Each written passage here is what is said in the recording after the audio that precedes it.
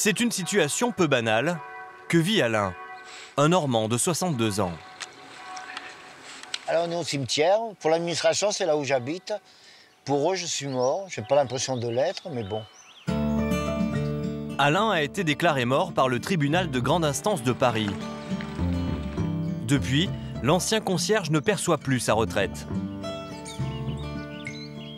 Le plus fou, c'est que j'ai dépensé pour vivre l'argent de mon assurance obsèque. Et maintenant, j'aurai plus d'argent pour me faire enterrer. Bah oui, c'est ridicule, c'est burlesque. Alain est en guerre contre l'administration depuis maintenant 2 ans. Il doit prouver qu'il est bel et bien vivant. Quand les services de l'État font la sourde oreille, tapez 1 pour confirmer. Le quotidien des Français victimes d'une erreur administrative devient un enfer. Comme Alain, Arnaud est dans une spirale infernale. Il n'en finit plus de recevoir des PV pour délit routier. Le plus fou, c'est que j'ai pas de voiture. Lucie, elle, se débat avec des histoires d'accent. On m'a annoncé de but en blanc que ma fille n'était pas ma fille et que mon père n'était pas mon père. Aujourd'hui, moins d'un Français sur 2 a une opinion positive des services publics. Quand la machine administrative s'emballe, difficile de l'arrêter sans passer par les services coûteux d'un avocat.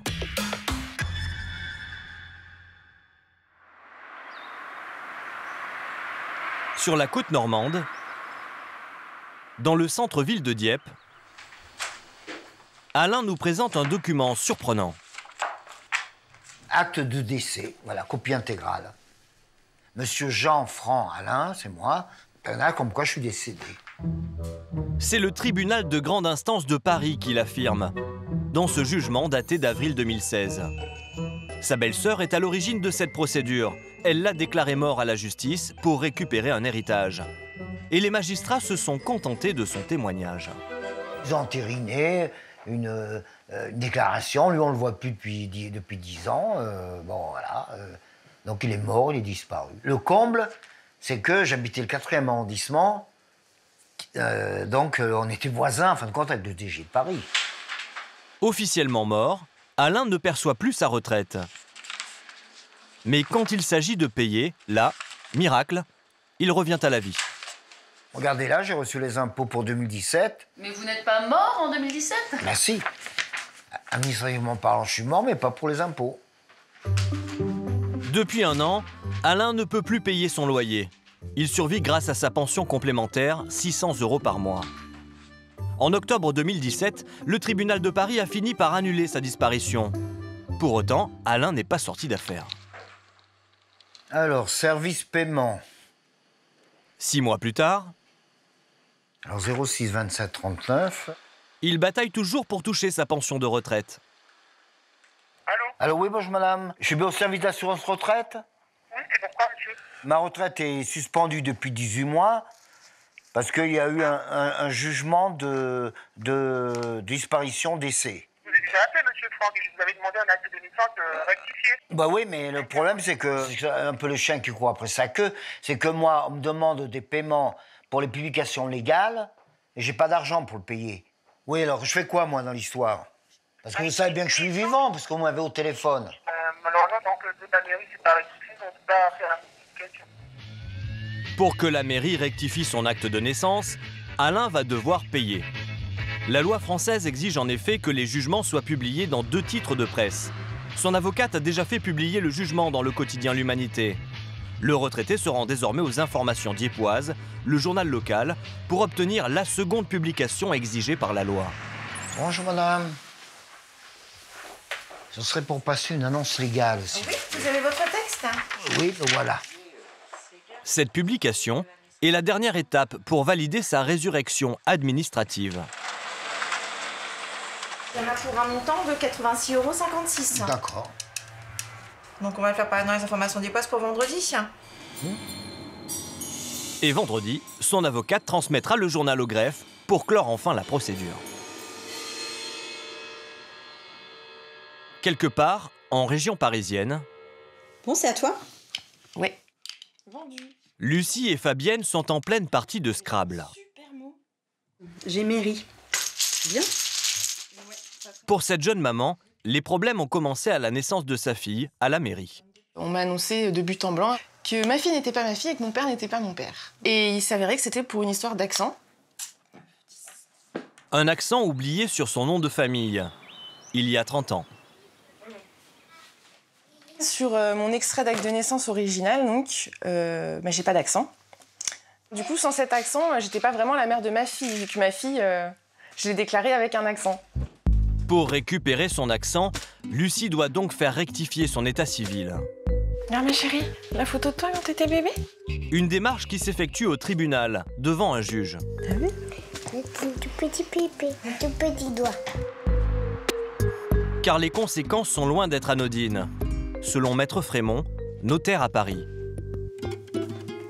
Comment vous allez faire quand vous allez inscrire votre fille à la crèche? Comment vous allez faire quand vous allez avoir un problème, ne serait-ce que médical? En matière d'héritage, c'est pareil. Il faut bien s'assurer que celui qui hérite, c'est bien le fils d'eux, la fille d'eux ou l'identité de celui qui va vendre. Est-ce que tout le monde a l'extrait d'acte de naissance de son arrière-grand-père? Je ne suis pas certaine. Après 6 mois de procédure, Lucie a réussi à obtenir la modification de son acte de naissance. Pour autant, elle n'en a pas encore fini avec l'administration. Bonjour. Nous la suivons en caméra cachée à la mairie. Sur ses papiers d'identité, les problèmes d'accent persistent. Elle fait le point avec un officier d'état civil. Ma carte d'identité a l'accent, mon permis n'a pas d'accent, mon passeport n'a pas d'accent, mon Pacs n'a pas d'accent. L'administration a donc entretenu la confusion. L'employé de mairie n'a pas l'air surprise. Des histoires d'accent, justement, qu'on trimballe comme ça de génération en génération, je dirais, c'est affolant. Hein. Nous, on va saisir, mais la préfecture a aussi la main. Et comme ils se basent sur les anciens dossiers, des fois, ils reprennent les erreurs qu'on avait avant. Il faut toujours relire, tout le temps. Parce qu'en fait, c'était ça, c'était un problème. Lucie n'est donc pas à l'abri d'une nouvelle erreur. Merci beaucoup. Au revoir. Son histoire, la jeune maman l'a racontée sur Internet. Et les réactions ont été nombreuses. Parfois assez surprenantes. Ma belle-mère a eu encore pire, elle. Quand elle a voulu se marier, ils se sont rendus compte qu'elle avait été déclarée de sexe masculin à sa naissance. Le mariage a dû être reporté pour qu'elle puisse changer de sexe, alors qu'elle était enceinte. Bref, l'administration. Si pour Lucie et Nola, l'histoire se termine bien,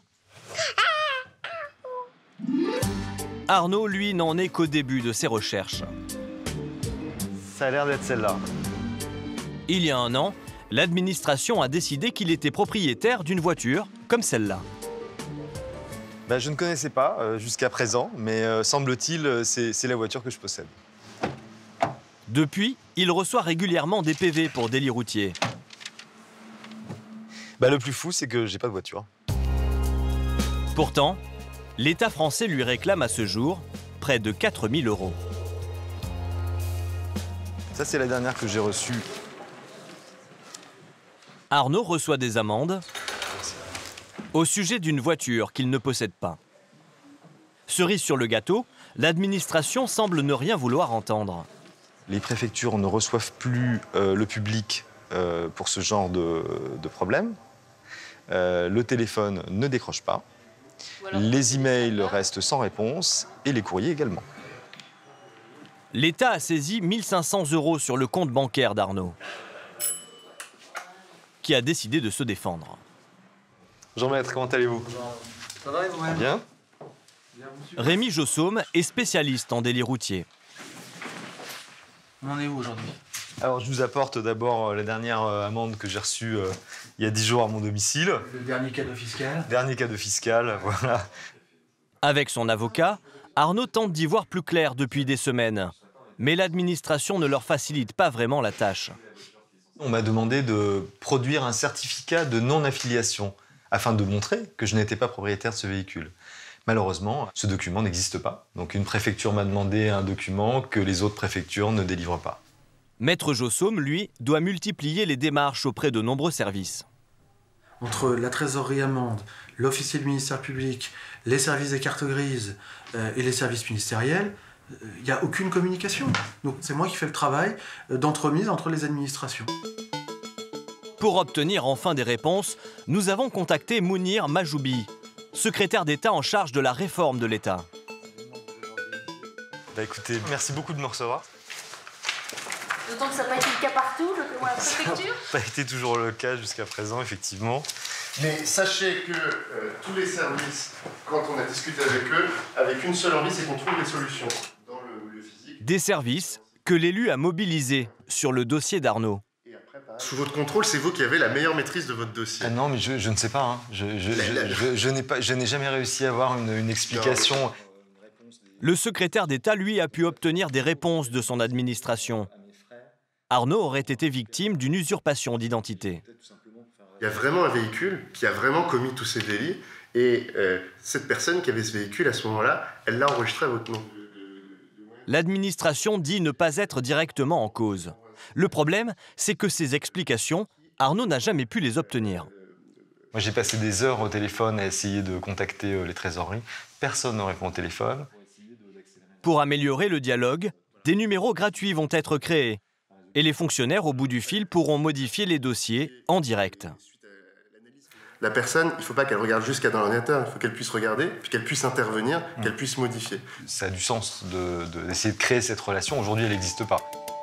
En attendant, Arnaud va devoir mener un nouveau combat et déposer plainte pour usurpation d'identité. Bah voilà mon scooter, qui est le seul véhicule que je possède. Maintenant que toute la France est au courant, j'espère que l'administration va avancer. Merci.